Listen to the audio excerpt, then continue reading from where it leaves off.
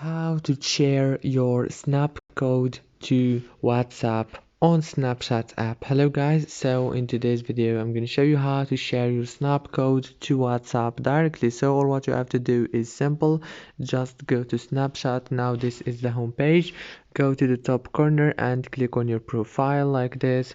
Now click on your Snapcode and here is it. Click on your Snapcode like this and it will take you to this page.